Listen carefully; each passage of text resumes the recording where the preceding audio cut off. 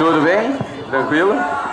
Bom, desde que foi lançada essa história de festival, eu fiquei pensando assim, puxa, que talento que eu tenho, né? E além de ser cover do Kiko, eu fiquei pensando, poxa, que outro talento que eu tenho? Eu descobri que eu não tenho nenhum, na verdade, né? Descobri que meu único talento que eu tenho na vida é ser professor, né? E aí pensei, bom, nada melhor do que apresentar algumas coisas engraçadas que essa vida de professor traz pra gente, né? Então vamos começar lá rapidinho pra dar tempo, tudo tranquilo, tá? Primeiramente, boa noite a todos. Boa noite, tudo bem? É um prazer estar aqui, ver tanta gente bonita aqui no auditório, tanta gente legal, uns nem tanto, né? Uns não são tanto bonitos, mas enfim, faz parte. E é sempre interessante ver um monte de gente, e eu acho muito legal ver um monte de gente aqui reunida para ver eu fazer nada, né? É uma coisa que a parte é ser engraçado. E sempre quando eu vou me apresentar, assim, quem já foi meu aluno sabe, eu gosto sempre de começar me apresentando pelo meu nome, né? Eu sou o professor Leandro e eu gosto de dar sempre meu sobrenome também, né? Só que porque a gente vive aqui, a gente está aqui num instituto onde tem um monte de sobrenome bonito, né? É o Pscheid, é o Soberansky, né? É o Jatobá, nem todos são tão bons assim, mas enfim, meu nome é Leandro Rafael Pinto. Pinto mesmo, assim, como vocês estão pensando, P-I-N-T-O, é isso que vocês estavam pensando, né? Enfim, esse é meu sobrenome, Leandro Rafael Pinto, e esse Pinto é um pinto de família, né? É um pinto de família, na verdade esse pinto é do meu pai. Né? Na verdade, vem da família. Meu pai tem pinto, meu avô tem pinto, né? Meu bisavô tem pinto. Meu tataravô não, ele teve um problema, cortaram o pinto fora. Foi no cartório, teve um probleminha lá, não deu muito certo, né? E aí, vocês devem estar se pensando agora, e tua mãe, professor? Minha mãe tem pinto. Minha mãe, infelizmente, tem. Na verdade, ela tinha, né? Ela brigava muito com meu pai, um dia eles estavam na cozinha, brigaram e sem querer... Minha mãe teve que cortar o pinto fora do sobrenome, né? Porque eles acabaram se separando, não deu, mas minha mãe tinha, né? Aí sempre pergunta assim, professor, você vai colocar esse sobrenome nos teus filhos? Claro que vou. Tenho orgulho de ser Pinto, né? Eu tenho muito orgulho de ser isso. Eu só tenho que cuidar muito com o nome dos meus filhos, né? Por exemplo, eu não posso dar o nome do meu filho de Jacinto. Jacinto Pinto. Não vai dar muito certo, né? Ou, por exemplo, eu não posso dar o nome de um filho meu de Caio. Caio Pinto. E se for menina, todo santo dia eu tento lembrar que o nome da minha filha não pode ser Isadora. Isa Adora Pinto.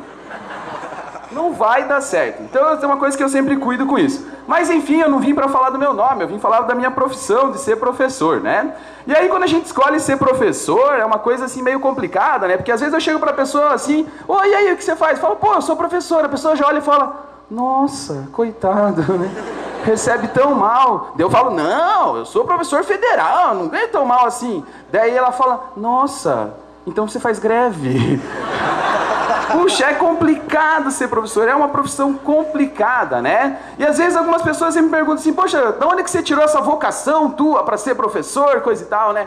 Eu falo assim, foi mais ou menos lá pelos meus 17 anos, quando eu estava no 3º ano do ensino médio, tive que tomar uma grande decisão na minha vida, e eu vi que graças às minhas habilidades em repassar o conteúdo, eu poderia ser um professor. A pessoa me olha e diz assim, você errou na hora da matrícula do vestibular, né?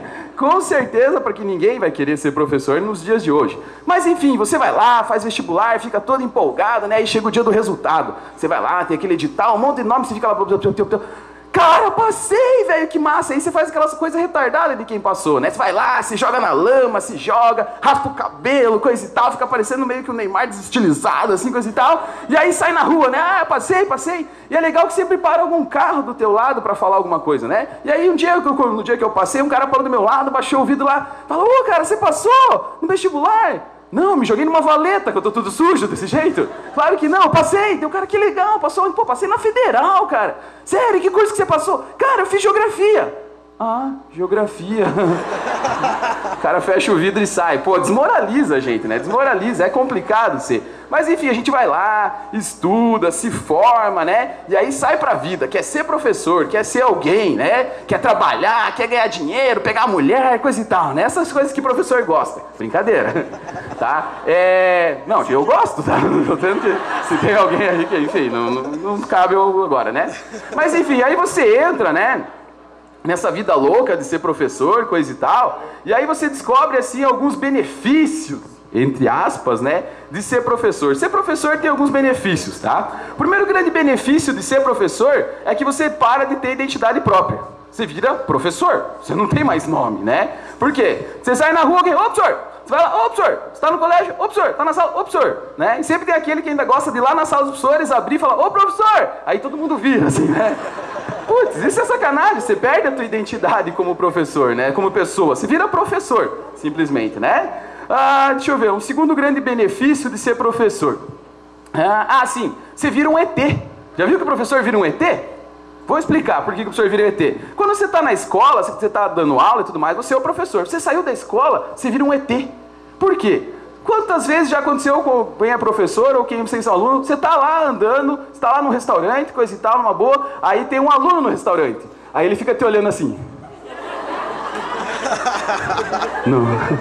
Aí você já viu que ele está ali, né? Você já viu que o aluno está ali e tudo mais, aí você age naturalmente, né? Chega lá, tudo bom? Como é que você está? Oi, professor. Você come?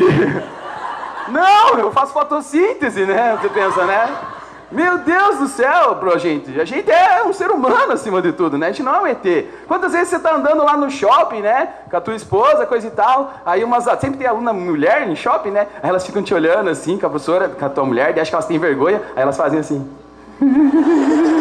Meu Deus, a gente é ser humano. Mas o pior lugar para se encontrar um professor mesmo, ou você encontrar um aluno, é em banheiro público. Banheiro público é um negócio complicado, né? Um dia estava eu lá fazendo serviço, coisa e tal, não sei o quê, abri a porta, dou de cara com o aluno. O que ele pergunta? Oi, professor, você caga? Não! Sai pela pele, né? Gente, a gente não é um extraterrestre. Pode olhar pra gente normal, conversar, tá? A gente tem vida social também, tá? E o terceiro, assim, benefício de ser professor é que você também vive sua vida agora baseada em minutos, né? Você não vive mais horas, dias, não. Sua vida é contada em minutos. A vida de professor é contada em minutos. Às 7 horas, às 7h45 você dá uma aula. Das 7h45 às 8h30 você dá uma segunda aula. 8h45 às 9h30, intervalo, 15 minutinhos para correr no banheiro, tomar café, volta, dá até o meio-dia, mais uma aula acaba, corre, almoça, volta para o colégio. Isso vai até de noite, ou seja, você tem tua vida controlada em minutos, né? E essa história de ter a vida controlada em minutos acaba se tornando complicado, que o professor deixa de fazer coisas básicas, tipo ir ao banheiro, né? Ir ao banheiro para o professor é uma coisa extremamente difícil. Quantas vezes eu, quando saí da faculdade, tinha 60 aulas por semana. Nossa, era um monstro. Dava 5 seguidas sem tirar de dentro. Um aluno, né? Sem tirar aluno de sala, eu dava 5 seguidas ali, direto. Aí o que acontece? Não dava tempo de ir no banheiro. E aí a gente começa a tentar desenvolver técnicas, né, para se aliviar. Por exemplo, se você está dando aula numa sala perto do banheiro, uma coisa fácil de você fazer é no intervalinho da aula, você corre lá, faz serviço e tudo mais, né? E eu descobri que uma vantagem de ser professor é usar o jaleco e ir no banheiro. Por quê? Você corre lá no banheiro, faz teu serviço rapidinho, né? Tem que ser rápido. E aí o que acontece? Você pode voltar para a sala, por exemplo, sem lavar a mão e sem fechar a braguilha. Você joga ali o jalequinho, coisa e tal, né? Já fez isso, né? O que acontece? Você volta pra sala ali, tá com o jalequinho e tudo mais, tá dando sua aula, aí vai disfarçandinho, fecha aqui, coisa e tal, dá aquela passadinha de mão, tranquilo, né? Mas uma coisa que eu aprendi a desenvolver, que infelizmente eu tenho um problema muito grande, é com relação a pum. Isso é complicado pro professor, né? Você tá ali, 2 aulas seguidas, você fala, e aí? O que eu vou fazer, né? Chega aquela caixa de mensagem, né? Pum, você fala, putz, e agora, né? O que acontece? Eu, já com a minha experiência, eu desenvolvi 3 técnicas de você conseguir soltar um pum dentro de sala sem ser percebido. E eu vou ensinar para professores que têm dificuldade com isso e para alunos perceberem professores quando eles fazem isso, né? Esses 3 tipos de pum que existem são baseados, eu dou o nome deles, de 3 colegas meus de sala. Existe o pum Wilson, o pum Alessandro e o pum Dermival, tá? São os 3 tipos de pum que existem. Como que é cada tipo de pum, pessoal? O pum Wilson, tá? O pum Wilson, como o próprio nome diz, ele é a sonoridade da palavra, é aquele Wilson, sabe? Aquele famoso silencioso, né? Aquele peido ninja, silencioso imortal, sabe? O que acontece? O peido Wilson, o que acontece? Se você é professor, é fácil. O peido Wilson é aquele que não faz barulho, mas faz cheiro, né? Então você tem que ter uma tática do cheiro não entrar na sala. O que acontece? Você está dando a tua aula lá, tranquilo, coisa e tal, aí você... Opa, chegou um Wilson, então vamos lá. Você vai lá, continua numa boa, e você vai andando pela sala, né? E daí você vai se dirigindo até a porta. Dirige até a porta e você fala, pô, pessoal, tá meio calor, né? Vamos abrir essa porta. Aí você abre a porta lá e fica por ali já, né? Fica por ali encostadinho, coisa e tal, né? E aí vai, ajeita ali a mira, coisa e tal, e Wilson, né? Larga o Wilson ali no corredor, por quê? Vai cheirar pra lá. Só tem que tomar um cuidado, se o Otávio não estiver passando na hora, né? Senão, aí é o problema. Mas enfim, né? Esse é o Wilson. O Wilson é mais tranquilo. Um segundo pum é o pum Alessandro. O Alessandro, pela sonoridade dele, é assim, Alessandro, sabe? Aquele que tem o finalzinho, né? Só que o finalzinho não é tão barulhento ao ponto de todo mundo escutar. Para esse aí, tem uma tática especial, que você tem que conhecer a sala. Por quê? Toda sala de aula sempre tem um piá peidorrento. Tem ou não tem? Tem, sempre tem um, né? Sempre tem um. Aí o que acontece? Você identifica lá o moleque. Identificou o moleque, aí você sentiu que chegou o Alessandro. Putz, e aí, né? Aí você vai andando pela sala, dando a tua aula, falando lá, blá, blá, blá, e coisa e tal, e vai andando pela sala. E aí, quando você chegou, viu que é a hora do Alessandro sair, você vai lá pertinho do aluno, dá a volta atrás da carteira dele e larga o Alessandro. Né? Larga o Alessandro e sai. Né? E já sai, cabeça empinada, coisa e tal, vai numa boa. Por quê? Sempre tem um colega dele sacana que vai falar: porra, Maba, de novo! Puxa, cara! Sempre tem alguém que vai denunciar o cara, né? E já começa aquele alvoroço na sala, coisa e tal. E aí você mantém o semblante ali, né? Que não foi você e fala: ô pessoal, vamos respeitar, vamos fazer um silêncio e continuar a aula numa boa. Então, se chegar um Alessandro, não tem falha. Mas o pior é o Dermival. Dermival, galera, é aquele que é o Dermival. É aquele que a sonoridade não tem. Se for pro corredor vai fazer escutar, se for na sala vai escutar. Então a tática é você disfarçar o barulho. Então prestem bem atenção. Quando você estiver lá e chegou o Dermival, putz, e o Dermival é rápido, você não tem muito tempo para pensar, né? Você sentiu que estava dando Dermival, aí você simplesmente para de dar aula. Fica ali, tipo, raciocinando, coisa e tal. Por quê? A sala não vai ficar quieta, vai começar uma conversinha ali, blá, blá, blá, blá, blá. Daqui a pouco tá todo mundo conversando. E aí quando você sentir que é a hora de liberar o Dermival, o que acontece? Você vai lá, pega teu livro didático, né? E de repente, ó, pessoal, vamos respeitar e pá, e no pá você pum, entendeu? Porque aí o que acontece?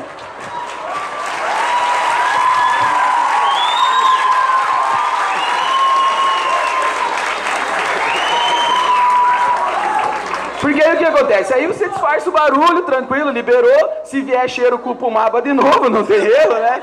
Tranquilo, né? E eu sempre até hoje eu sempre consegui disfarçar muito bem, até hoje. Desculpe os meus alunos se algum dia vocês sentiram alguma coisa que fui eu. Só teve uma vez que eu me dei mal. Na verdade, eu não me dei mal assim porque fui eu. Na verdade, foi culpa do aluno. Um dia estava eu lá dando prova, e o pessoal foi saindo, e eu sentado aqui na cadeira, só ficou o aluno que estava na minha frente. Porque sempre tem um pentelho que não sabe nada e fica até o último minuto, né? Achando que vai baixar um espírito ali, ele vai conseguir, coisa e tal. Sempre tem um assim. E aí o que acontece? Esse aluno estava ali, né, não sei o quê, e ele fazendo a prova, e eu olhando para ele, e de repente ele... ele me olhou assim, né? Ô, professor, vamos deixar isso entre nós dois só, né? Deu. Que entre nós dois, velho? Espalha esse negócio, cara, tá louco? Valeu, galera. Obrigado, boa noite. Para os aplausos da galera.